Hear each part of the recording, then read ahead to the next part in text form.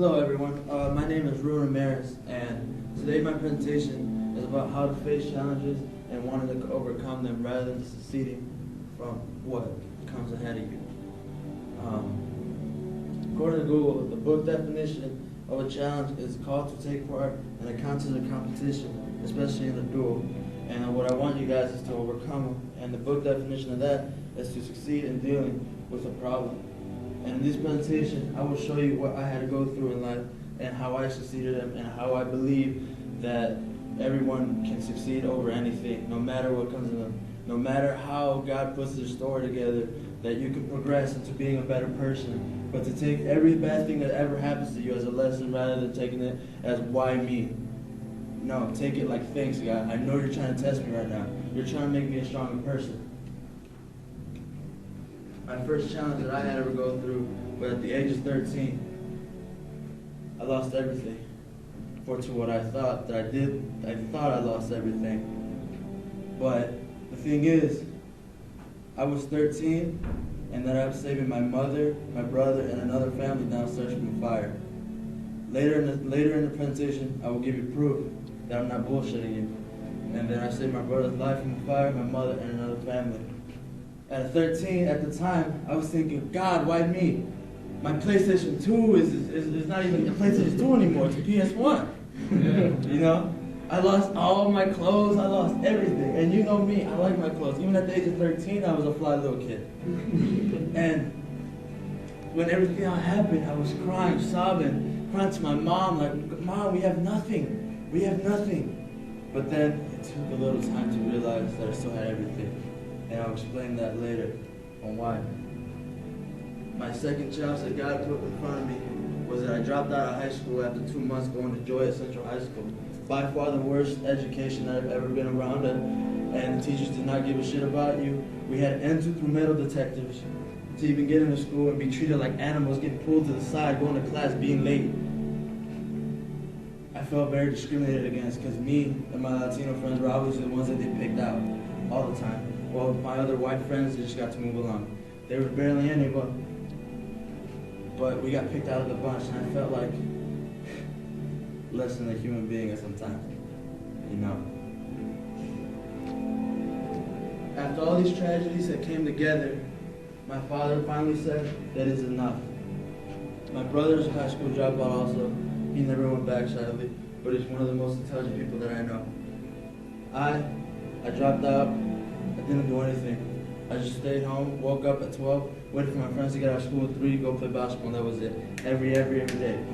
My mother got laid off. She was a manager at White Castle in Joliet, and everything just seemed like to go downhill. But God presented something else to us. My uncle purchased a restaurant in Pekin called Chicago Hut, and he would offer to employ us all if we all went down there. I didn't agree. A Latino boy going to an all-white neighborhood, that don't sound fun. Central Illinois just farming corn, that don't sound fun. You know, all those kind of things. And to believe it or not, I was never outgoing. I was the person that would like to do this all the time, stay away from the public, make sure no one saw me. I didn't like making conversations with people. I hated people. People were just the worst. I wasn't as friendly as I am today. I wanted to get out of that because I knew if I was going to progress as a person and have to get different connections and social networking and all these kind of sorts, I had to get out of my bubble. Now come the heartbreaks. Not with females. Females, disregard females, acquire currency is what I like to say. But out of sports, Asante knows this if you're in a sport. Ball is life. Basketball is all it was to me when I first came to Pekin. That's all I had. That was my only friend. When I came here, it was mid-semester in the spring, so I couldn't go to high school when I first came here. I had a lot of haters. A lot of people tell me, "You're 5'5" Mexican. You think you're gonna make the high school basketball team in Pekin while the average height is 6'3"? I didn't think so. I mean, whatever. But I made it. Another heartbreak was that none of my teammates believed in me. but I got a call to try out for the Team USA. They went to play in the Bahamas in an all-star tournament against 32 different countries in the summer of 2012. You know, 120 kids got invited to try out for this team. 40 of them were passed on to the next stage. And out of those 40, they will call 12 to come back, tell them to come back and play for them. Mini story. I was at McDonald's, having 3 McDoubles, a small fry, and a large Coke when I first got the call. And I was ready for them to tell me, Ruben, sorry, you did not make the team. They told me to sit down. We want to let you know that you will be a part of the lineup in the 2012 summer basketball team. What did I do? I threw away my McDouble and got a salad. But the challenge was that he presented to me was to lose 45 pounds in less than 3 months. And believe it or not, I did do it. I did it. I cut everything. Water and rice was probably my main thing that I ever ate. Just because I knew something presented to me. Now, what makes this heartbroken is I came back and got kicked off the team. When I thought ball was life, I thought that I could never have anything else. I was heartbroken, depressed, didn't talk to anyone. I thought it was over. But at the same time, I was like, are you just gonna weep and whine and just give up on your first heartbreak? You know what? Try out for the soccer team. I made it.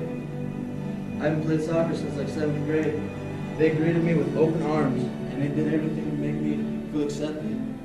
I forgot about my first love, and I got granted with a new one.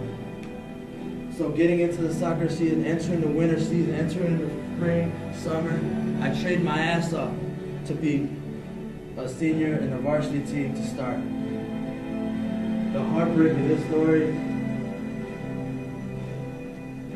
is that I came back home from a Bradley camp that I was planning on going, from a letter from the IHSA saying that you cannot play, you're not eligible to play for the 2013 year.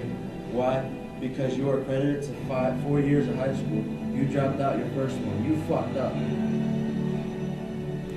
I was not allowed to play on the soccer team. Heartbreak number 2. Now I took it as, how come all these sports are going to take away from me? Now me getting presented, I saw someone down the street, he asked me, do you play football? I know.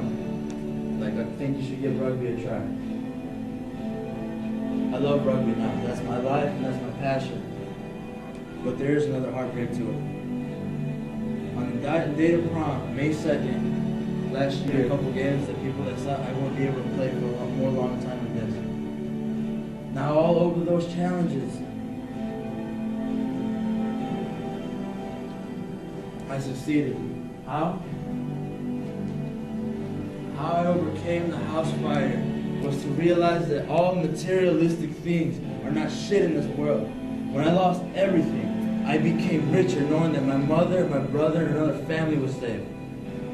I felt richer than a millionaire. I felt more that I have anything more to ever content. Because Jordans will be replaced, hats will be replaced, shirts will be replaced. My mother or brother could never be replaced. And if I had to live with that agony, if I was a 13-year-old and ran out that door and let that house burn without alerting my brother or my mother, it wouldn't be here today. Just me and my father. But God gave me strength to come back from that. Challenge 2, I dropped out of high school. 3 teachers were talking shit about me. 3 biology teachers saying that they cannot wait to go to McDonald's for me to serve them McDoubles. The same people that are supposed to be there for us are the ones that tag us down at the same time sometimes. But you know what I did? Came back to high school. I graduated. Now I'm in college. And I sent those 2 pictures to those 3 teachers that said I wouldn't become anything. And each year that I progressed. And my next picture that I will send to them is when I graduate college. And then they're gonna know to not pick on a little boy and from Joliet, Illinois, because I will succeed. The way I got out of my bubble was to join so many extracurricular activities, to go left and right, to not have any boundaries. I joined choir. I looked like a hood kid in a choir, you know? And that was okay for me, because you know why? I met new people that I will never forget, and that singing is just a big part of my life now. I became the president of the Gay Straight Alliance. I wanted to defend people, defend human beings that were being bullied down because of their sexuality. I didn't fly with that. I didn't allow that. Most of my homeboys enjoy it, would laugh at me in my eye like, oh, you're protected a gay dude? Of course I did, because he's a dude, he's not gay, he's a dude, he's a human being. They should be stamped with that. So I just ended up getting more friends and more friends. I wanted to know everybody. I joined 3 different sports, I volunteered. I got to break my bubble. And it's just, I joined the student section and they had a voluntary Ruben night, which is a gangster night. And we had it at Limestone. Ah. You know? That was Ruben night. It was a wonderful day. And after all that, I came to conclusions that I love challenges. I love when God presents me with something that He wants to get me down. But I come back up as a stronger person. Now, any challenge of any form of way is a challenge, no matter how big or how small. I present to you the smallest challenge that even I felt great of doing. And this is probably one of the most recent ones. I got more than one on Flappy Bird. Okay. We laugh, but that's the smallest challenge. But I felt good. And after pushing those buttons after 3 times, I finally got better than what I did before. My message is to you, no matter how big or how small, progress into a way that you will be more of a better person, a stronger person, more logical person. And my final message is, no matter how hard or how big something is, face it, conquer it, endure it, defeat it. Pain is temporary. It could be an hour, it could be a month, it could be a year. But it will subside. And when it does, something else will replace it. And that all is found on yourself. I appreciate having you guys as classmates this year. You guys definitely made big progress on me. I was able to speak in front of you guys, and I want to thank you for it. So thank you guys.